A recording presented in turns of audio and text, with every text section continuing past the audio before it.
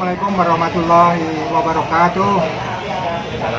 Jumpa lagi dengan Pujo Duriat Mulia. Jadi kali ini menyambung acara cangkruan dari Bab Bakti tentang sistem besi gudang.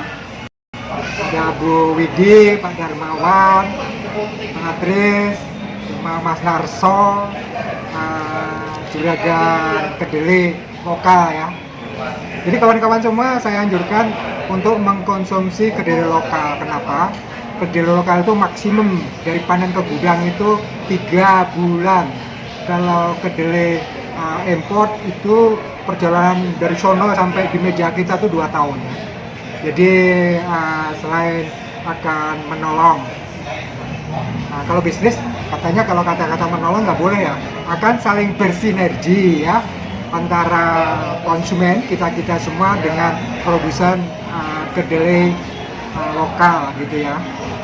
Dan sekarang saya sedang merakit sistem bersih gudang untuk teh ya sama kopi. Kalau kakao saya kira masih agak lama, tapi yang di depan saya adalah teh. Ini permasalahannya adalah dengan adanya pandemi ini kita agak kesulitan cash flow. Jadi di sini memang masuk itu bisa 50, 75, 100 ton per bulan. Tapi kalau sudah mulai musim penghujan biasanya bisa untuk satu perkebunan yang 500-600 hektar itu bisa 75. Tapi bagi perkebunan seperti PT Perkebunan Nusantara atau perkebunan besar swasta, masih ingat tuh, bor itu kita pakai. Jadi istilahnya betul-betul luar biasa, karena memang walaupun sudah ada order dari luar negeri, tapi kita masih ngantri yang namanya peti kemas ya, kontainer itu. Nah, di samping saya adalah ekspor dari sistem bersih gudang yang juga terhubung dengan Mbak Pepti, karena saya kenal dengan beliau ini ketika acara cangkruan bersama Mbak Pepti gitu ya. Dan mudah-mudahan dengan adanya sistem bersih gudang ini pemerintah hadir karena pucuk teh atau ceri gelondongan itu milik petani-petani pun paling tidak 70% akan teratasi gitu ya. Nah, kenalkan ini dengan ya asli Subang ya. Nanti siapa beliau akan diterangkan di sini. Kemudian memang tidak ujuk-ujuk langsung datang bank. Enggak, jadi masih ada beberapa proses.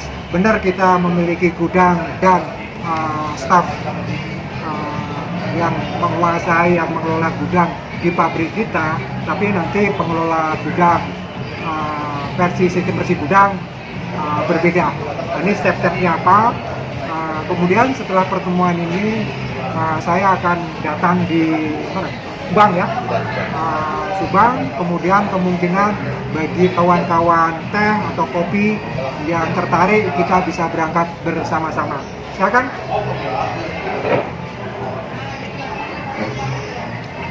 Oke, baik. Bismillahirrahmanirrahim. Assalamualaikum warahmatullahi wabarakatuh. Perkenalkan, nama saya Anastiana. Kebetulan dari pengelola gudang Koperasi Produsen Gunung Luhur Berkah.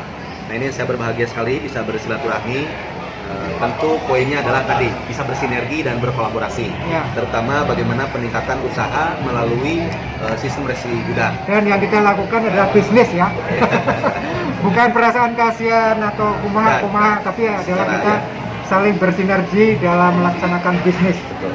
Nah, baik, sedikit mungkin sebagai gambaran bahwa Kementerian Perdagangan Republik Indonesia melalui Bapepti itu ada bidang nanti yaitu sistem resi gudang dan pasar rela. Nah, kita berbicara sistem resi gudang itu ada beberapa hal yang harus dipersiapkan. Pertama, kebetulan Mas Pujo ini ingin menjadi pengelola gudang SRG, maka persiapan pertama adalah agak saya ralat, bukan saya saja, tapi berbagai pihak kolega saya yang dari teh, beberapa perkebunan teh dan kopi. Jadi ini kebetulan saya ingin merakit bersama. Oh, siap, siap. Berarti dalam hal ini secara perusahaan bersama-sama ingin menjadi pengelola gudang SRG. Nah, tahapannya mungkin ini simpel saja dulu, nanti mungkin secara detail mungkin ini akan saya bersama-sama nanti pasti Subang ya mungkin. Ya, jadi setelah pertemuan ini kita akan saya dan kawan-kawan akan datang ke markas besar. Oh, markas besar, siap. Poin pertama adalah ada dua hal yang bersamaan. Yang pertama adalah mendapatkan izin sebagai pengelola gudang SRG atau persetujuan sebagai pengelola gudang SRG dan persetujuan sebagai gudang SRG dari Bapepti. Nah, untuk mendapatkan itu semua, itu pertama legalitas perusahaan itu harus siap. Kemudian juga selain legalitas perusahaan, baik si perusahaannya itu harus minimal sudah tersertifikasi manajemen mutu perusahaannya. Kalau BUMN itu ada namanya biasanya good corporate governance-nya lah seperti itu, atau sudah punya ISO dan sebagainya kan gitu. Yang kedua, gudangnya juga sama, harus satu gudang harus sesuai SNI, gudang komoditas pertanian. Kemudian juga harus sudah lulus sertifikasi mutu gudang dari lembaga penilaian kesesuaian mutu gudang tersebut, kan gitu. Itu yang pertama sederhananya. Kemudian yang ketiga, selain sudah mempersiapkan dari legalitas, dari gudang yang sudah tersertifikasi maupun perusahaan yang sudah tersertifikasi, apalagi sekarang dipermudah dengan adanya OSS lah melalui istilahnya percepatan untuk perizinan berusaha. Nah, kemudian yang kedua, setelah ini legalitas, kita juga mempersiapkan SDM untuk pengelola gudang itu sendiri. Nah, siapa saja dari mulai kepala gudang, administrasi gudang, petugas lapangan. Nah, petugas lapangan ini nanti ada checker, terus ada juga bagian istilahnya komunikasi antar kelembagaan dan sebagainya. Karena petugas lapangan ini bersama-sama kepala gudang, nanti selain ada juga keamanan, kebersihan dan sebagainya, karena nanti gudang ini karena diuji mutu, komoditasnya juga diuji mutu kan gitu. Nah, yang ketiga, kita juga harus berkomunikasi dengan para pihak. Pertama tentu tadi, para pihak pemilik izin atau yang menerbitkan izin, yaitu Bapepti sendiri. Kita berarti harus bersilaturahmi dengan pihak Bapepti. Yang kedua adalah bersilaturahmi dengan tadi, para pihak yang memberikan sertifikasi mutu. Baik sertifikasi mutu manajemen perusahaan, sertifikasi manajemen mutu gudang, manajemen sertifikasi komoditas atau uji mutu komoditas, misalkan uji mutu tadi teh, beras, gabah atau kopi, itu kita harus silaturahmi, termasuk sertifikasi SDM orangnya kan gitu, layak untuk ini atau minimal sudah dapat sertifikat pelatihan dan sebagainya.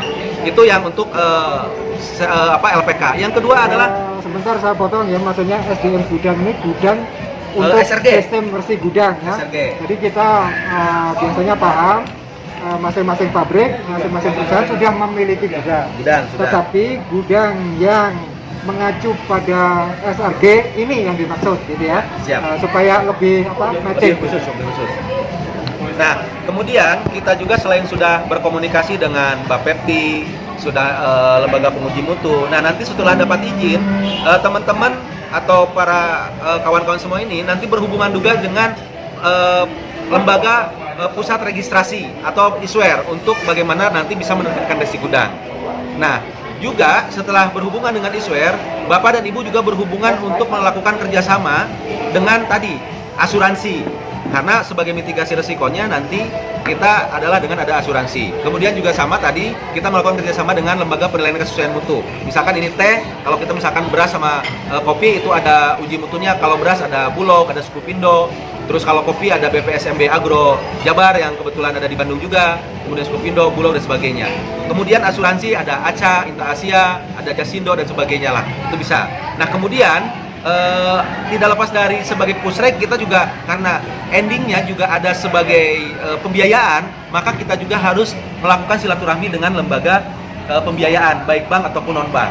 Nah, tapi yang tidak kalah penting, ketika itu semua sudah selesai, karena kita niatan awal resi gudang itu untuk bisnis sekaligus ada dampak positif bagi pemilik komoditas, maka kita harus bisa mendata secara potensi pemilik barang.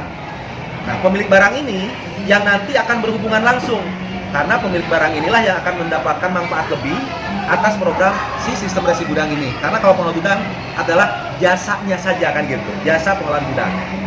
Nah, itu tahapannya. Kemudian bagaimana sih prosesnya?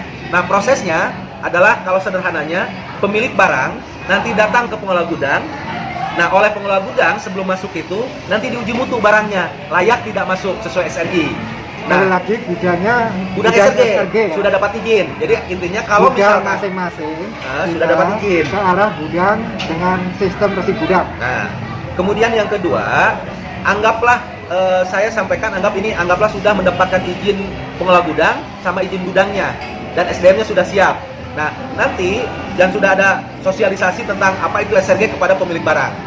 Nah, artinya nanti prosesnya sederhana sih, mungkin yang sudah sering disampaikan juga di pemateri Bapepti. Intinya pemilik barang atau petani atau pelaku usaha datang ke gudang, nanti oleh pengelola gudang nanti diuji mutu, diasuransikan, terus kemudian oleh pengelola gudang itu diadministrasikan, didaftarkan ke pusat untuk diterbitkan surat berharga atau SRG, resi gudang, kan gitu. Nah, setelah terbit resi gudang, ditandatangani dan dicap oleh pengelola gudang dan pemilik barang, itu kan berarti itu sah. Kemudian juga nanti kalau memang hanya sebatas untuk disimpan saja sebagai bahwa bukti barang saya sudah disimpan, boleh, atau mau dijaminkan ke bank juga boleh, atau diperjualbelikan. Itu sederhananya.